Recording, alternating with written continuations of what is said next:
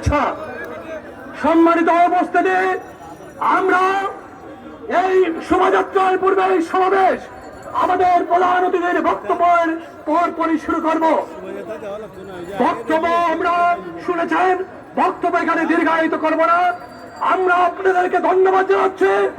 এই ফ্যাসিস্ট মুক্ত হাসিনা মুক্ত বাংলাদেশে 17 বছর ধরে যে শেখ হাসিনা বাংলাদেশকে রক্তস্রোতে রক্তে রঞ্জিত করেছিল, মৃত্যুর উপত্যকা বানিয়েছিল, লাশের উপত্যকা বানিয়েছিল, সেই লাশের উপর দিয়ে আজ গণতন্ত্রের যে অভিযাত্রার সূচনা হলো, সিলেটবাসীকে সাথে নিয়ে আমরা দেশ নায়ক আগামীর রাষ্ট্রনায়ক তারেক রহমানের নির্দেশে বিএনপি আজ শোভাযাত্রা করবে।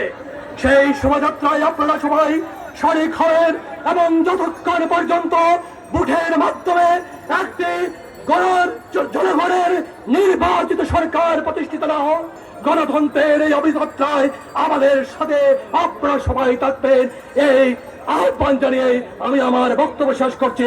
খুদা হাফেজ। বাংলাদেশ জিন্দাবাদ, বাংলাদেশ জাতীয়তাবাদী দল জিন্দাবাদ, শহীদ জিয়া অমর হোক, দেশনেত্রী